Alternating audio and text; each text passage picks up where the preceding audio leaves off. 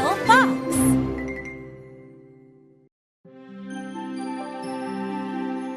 Thumbelina, Chapter 6, All Alone.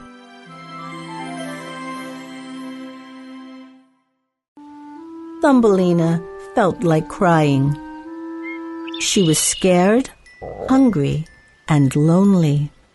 I will not cry, she said aloud. At least I am free. No one is trying to catch me. She felt better. Thumbelina wandered for many days. It was not easy to survive in the forest. Thumbelina used a leaf as an umbrella when it rained. At night, she slept on soft moss in a tree root. Every morning, Thumbelina washed her face with dew from the grass. Then she'd climb a flower and eat a petal or two. I'm tired of eating flowers every day, she said. She was nibbling on a lily. Tired of flowers? Said a red bug with black dots. Oh, I'm sorry, said Thumbelina. I didn't see you. I'll go to another flower. I'm a ladybug. I don't eat flowers, said the bug. I eat tiny insects. Don't eat me. I'm not an insect. I'm Thumbelina. And my name is Ladybird, laughed the ladybug. Would you like these insects? They're very good. No, thank you, Thumbelina said quickly. How about some blueberries? Said Ladybird, smiling. I can show you where they grow. Follow me. Thumbelina clapped her hands and said, That sounds wonderful, thank you. Suddenly, the ladybug opened her wings to fly. The lily started to move back and forth. Thumbelina lost her balance and fell off the flower. Hey! She landed on a sandhill and slid down a dark tunnel. Enemy alert! Someone shouted. Thumbelina was inside an anthill. Many ants were lined up like soldiers. A big ant pointed at her. Get out, stranger! What happened was... Thumbelina stammered. We must protect our queen! Forward, march! The ant shouted. Please, it's all a mistake. I'll get out, Thumbelina cried. She tried to climb back up the tunnel. This sand is so slippery, she said, frustrated. Capture the enemy! Shouted the ants. Finally, Thumbelina climbed up and out. She glanced behind her. It looked like a black wave was coming toward her. What am I going to do? She cried. Keep marching! Shouted the big ant to the others. Thumbelina turned and ran as fast as she could. There are so many of them! She screamed, afraid to look behind her again. Just then, Thumbelina saw a small hole in a tree. She ran inside and hid herself with a fallen leaf. Maybe they won't find me here, she gasped. The ants ran around the tree and kept going.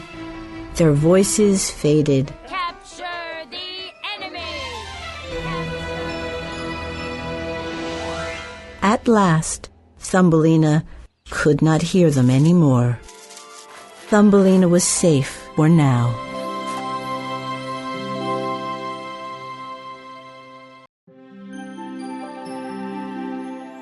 Thumbelina, Chapter 7, Finding New Friends. Summer passed quickly.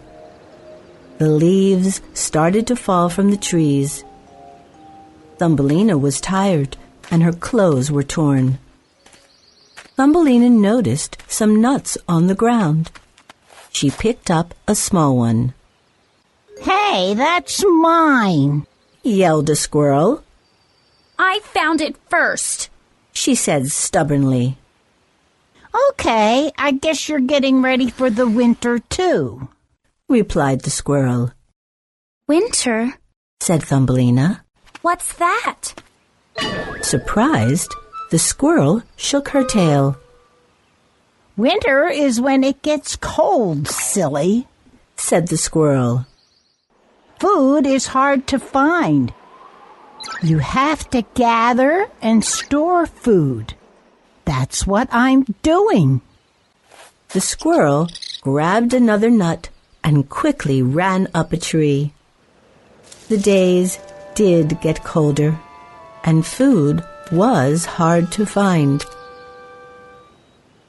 One day, hungry and tired, Thumbelina fell asleep. She had a dream she was in a warm bed. Beautiful voices were singing.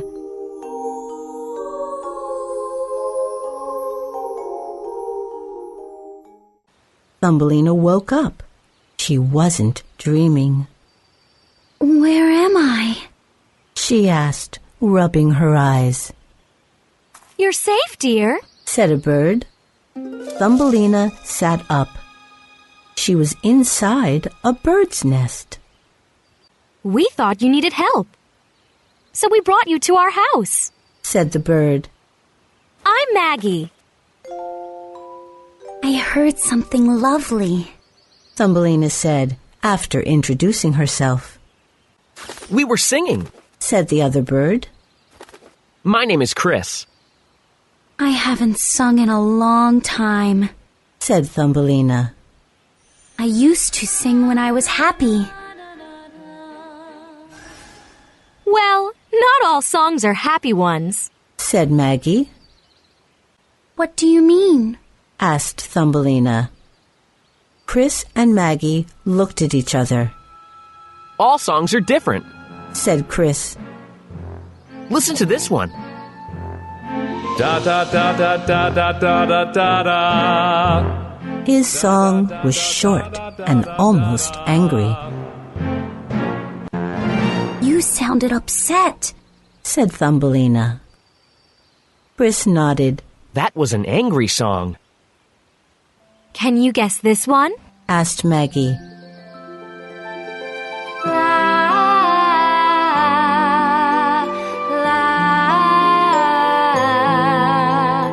Her song was slow and quiet.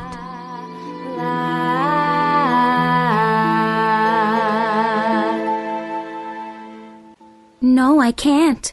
Said Thumbelina. What kind of song is that? I sing that song when I need to solve a problem. Said Maggie. Can you teach me some songs? Asked Thumbelina. Of course. Said Maggie. They taught Thumbelina many kinds of bird songs. Each song was special. But one kind of song was a secret language. These songs were talking songs, and Thumbelina learned these too. Thumbelina stayed with her friends Chris and Maggie. The birds brought her food and kept her warm. But soon, the birds had to leave. Winter is almost here, Said Maggie. It's time for us to fly south. I wish I had wings. Thumbelina said sadly. Then I could fly away with you. The birds put her on the ground and sang a song of goodbye. Goodbye, Thumbelina. They said. You'll find your way home. Goodbye, my she replied. Chris and Maggie flew off.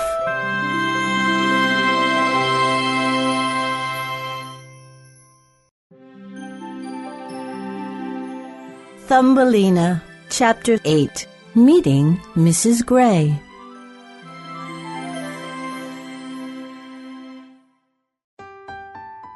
Winter arrived. All the flowers had died, and the wind blew cold. Thumbelina wore a coat made of leaves until it fell apart. She could not keep herself warm, and she had no food. Where is everybody? Thumbelina asked out loud. Does everyone have a home but me?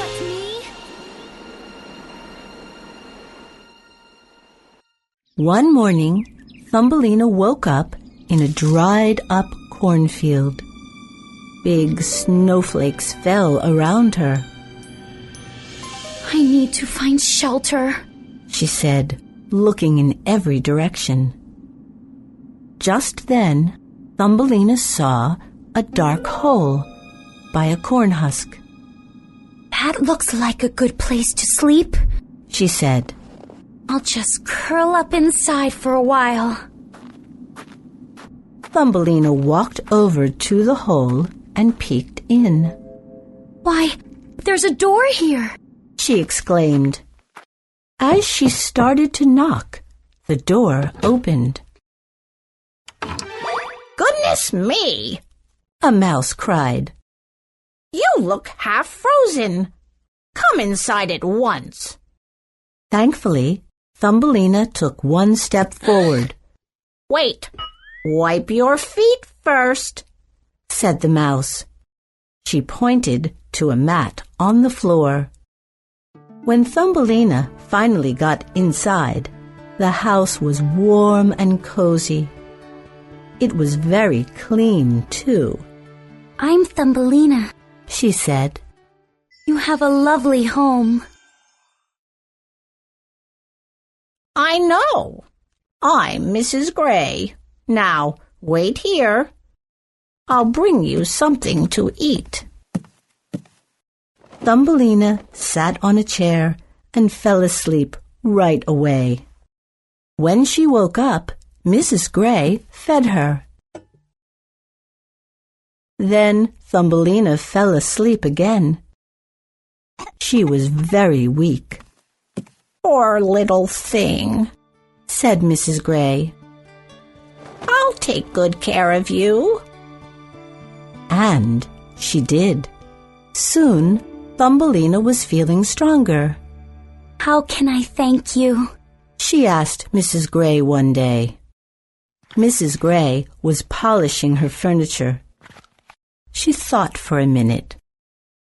Well, I'm old, she said finally. If you wish to stay, you must help me. From that day on, Mrs. Gray taught Thumbelina many things. Don't hold your needle like that, Mrs. Gray said, as she showed Thumbelina how to sew. Don't let the turnips boil too long, Mrs. Gray said, as she taught Thumbelina how to cook.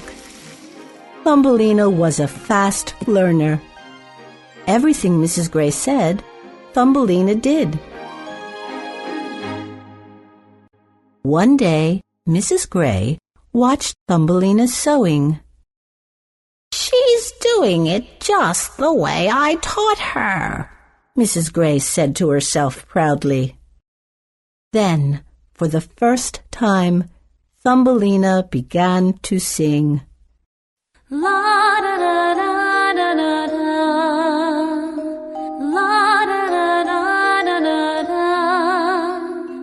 da. What a lovely voice she has, Mrs. Gray thought. She suddenly had an idea. It was a great idea. Yes, Thumbelina would be perfect, she thought. She would be a perfect bride for Mr. Rufus.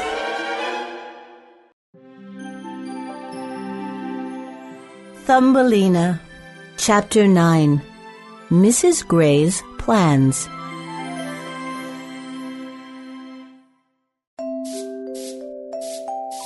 One morning, Thumbelina was doing her chores. Sweep the floor slowly, Mrs. Gray corrected. or you'll make too much dust. Then Mrs. Gray looked up at the clock on the wall. She smiled to herself in a strange way. Suddenly, there was a short knock at the back door.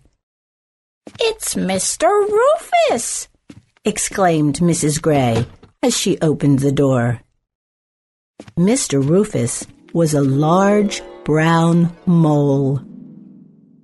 Like most moles, Mr. Rufus could not see very well. So he wore very thick glasses. He walked into the room holding a cane. Good day, Mrs. Gray. He said in a deep voice. You were kind to invite me for tea. Mrs. Gray laughed in an unusually high voice. "Oh, Mr. Rufus, we are delighted that you could come. This is Thumbelina." Mrs. Gray is acting strangely, thought Thumbelina. "I'll get the tea," said Mrs. Gray in a sweet voice. "Thumbelina will stay here and chat with you, Mr. Rufus." As she was leaving, Mrs. Gray whispered to Thumbelina, "Mr. Rufus is a fine gentleman, and he is very rich. Be kind to him." Thumbelina sat next to Mr. Rufus. He did not speak. I hope winter is almost over, Thumbelina said.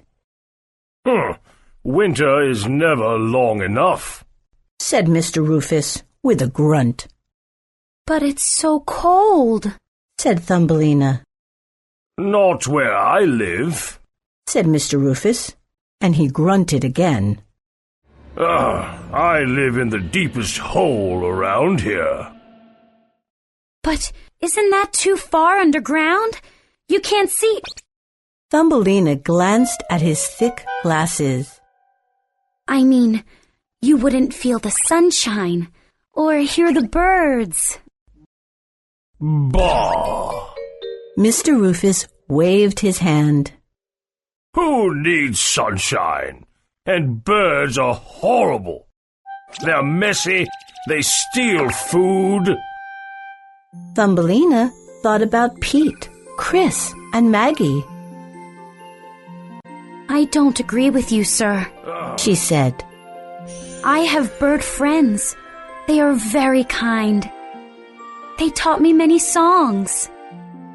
Mr. Rufus turned his head toward Thumbelina. Sing one, he said. Oh, I couldn't. Thumbelina blushed. Bah! You mean you can't? The mole said. I'm not surprised. Nothing good comes from birds. That's not true, said Thumbelina. I'll sing you a song. Thumbelina began singing softly. Her voice rose sweetly. She was thinking of how much she missed Mrs. Marigold. Mr. Rufus started to smile.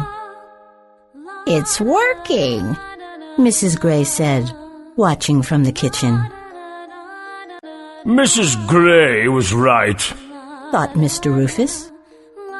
Thumbelina has the loveliest voice. Yes, she will make a good wife for me. Thumbelina was not thinking of the mole or the mouse. Her song was taking her back home. So she just kept singing.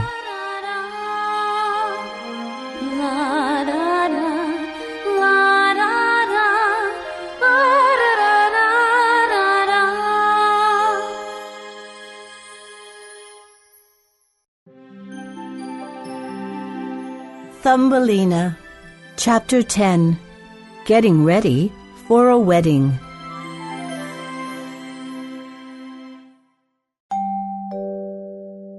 Mr. Rufus spoke quietly with Mrs. Gray and then left. My plan is working perfectly, Mrs. Gray said, her nose wiggling happily. What plan? Asked Thumbelina. Mr. Rufus has agreed to marry you, said Mrs. Gray. Thumbelina was shocked. But I don't want to marry him, she said. Don't be silly, frowned Mrs. Gray. Mr. Rufus is rich and kind. You are lucky he wants to marry you. But Mrs. Gray, began Thumbelina. Not another word, the mouse said sharply. There is so much to do. One morning, Mrs. Gray brought in a big basket of corn husks. Mr. Rufus wants you to weave some mats, said Mrs. Gray. He has furry feet, but you do not. And his floors are cold. Thumbelina stared at her bare feet. She had lost her shoes in the forest somewhere. The next day, Mrs. Gray brought in dried hay. You need to make some brooms, said Mrs. Gray. Mr. Rufus's home has many rooms. They all need sweeping. I don't care, Thumbelina almost shouted. He lives underground. I'll never see the sunshine again. Well then, you'll need some light, Mrs. Gray said, ignoring Thumbelina. She went to the closet. Here's a lantern, she said. It will be dark in your new home, but you will get used to it. Why can't I stay with you? Thumbelina asked. Mrs. Gray said sternly, Plans have been made. It's too late to change them now. But I won't be happy, Thumbelina said sadly. Suddenly, she heard a light tapping at the back door. Thumbelina opened the door. Wonder Web Weavers, at your service, said 3 black spiders. They all wore gray shirts with a W on the front. Each W was a different color.